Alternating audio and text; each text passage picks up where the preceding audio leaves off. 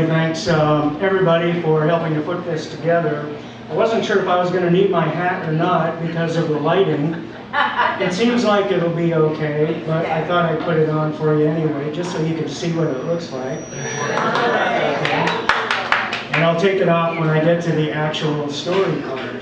I'm going to read the first 3 pages of my novel, The Big Happy Later On. And for any of you who've written a novel, you know that you often have to change the beginning at least 100 times. I figure I'm in the 80s somewhere. So this is where we are as of tonight with The Big Happy Later On. If it wasn't for Jan DaCosta, there wouldn't be any story. There wouldn't be any me either, not the way I am now. But don't go thinking this is some kind of tragedy. Everyone survives in this story. Jan's fine, and I'm fine too. I just couldn't keep up. Bobby Kennedy's assassination was where it all started. Me and Jan had just turned 16 by June of '68, and our sophomore year at West LA High was almost over. The day after Bobby died, Coach Diaz was up in the bell tower, ringing the bell for the 2nd day in a row. Said he was going to ring the bell for Bobby every day at noon until school let out for the summer. A deep, broken sound that shouldn't have sounded any different from the bell at any other time, but something about the way Coach Diaz felt got into how he rang that bell and got into me with a long, slow drop down to the bottom of my chest. I wanted to get away from the sound of that bell, but me and Jan were supposed to meet at the flagpole, and that was right in front of the bell tower, flag at half-mast for the 2nd time in 2 months. Martin Luther King, back in April. America was getting ripped apart, but our school was planning a mural on how great the 60s were supposed to be. Me and Jan had volunteered to paint over the west wall of the cafeteria with white latex, the first step in the mural. That day at the flagpole, I still didn't know if the mural was going to be postponed because of Bobby's assassination, but all I really cared about was seeing Jan. I hadn't seen him since the day before, after Bobby was pronounced dead. All Jan said then was, "Now we're really fucked." Me and Jan had been best friends starting in 6th grade. I used to tell him we'd been best friends since time immemorial, and Jan said that was one of the reasons he liked me. He never knew another kid who could describe a friendship that way. Even on a normal school day, I never went the whole morning without seeing Jan at least once. Even if it was only for 2 minutes on the stairwell landing.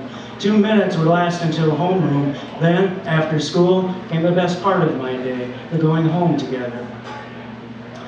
The flagpole was at the top of a graded slope of grass dropping to the corner of Pico and Patricia. You could see everything from there. That day, the air smelled like Glade from all the flowers piled up around the base of the flagpole. Red, white, blue, and yellow. Pray for Bobby on cardboard placards, popsicle stick crosses, and Bobby's picture in the flowers. Coach Diaz kept ringing the bell. Rang that bell for every year of Bobby's life, and every year he would have lived if he hadn't gotten shot.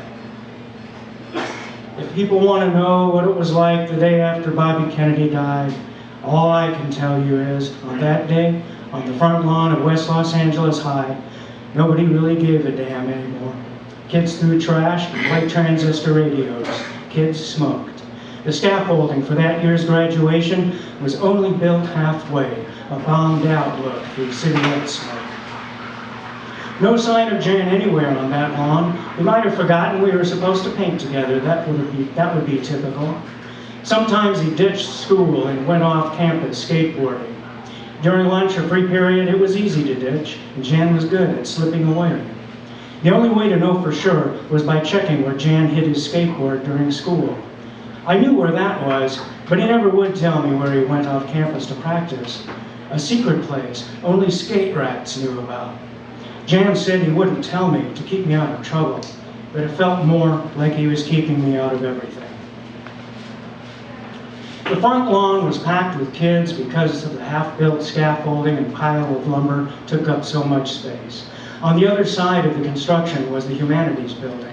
On the other side of that, box hedges grew along the wall.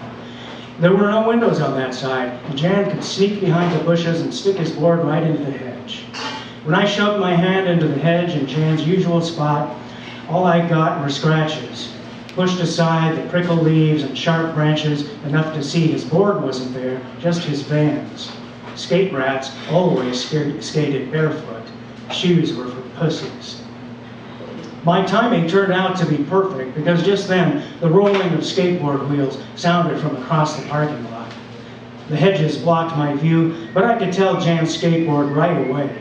The grind of clay wheels on asphalt began a long, slow climb up the middle of my chest and started from a hollow place left by Bobby Kennedy's bell. The sound grew louder and my chest lifted higher. I came out from behind the hedge and saw Jan before he saw me. He stood barefoot on his board, coasting through the parking lot between cars, blonde hair grown out long enough to catch the breeze. He had on his sunburst Ensenada t-shirt, faded just enough to look cool, but not enough to lose the orange. A match lit in the dark. That was Jan. Thank you.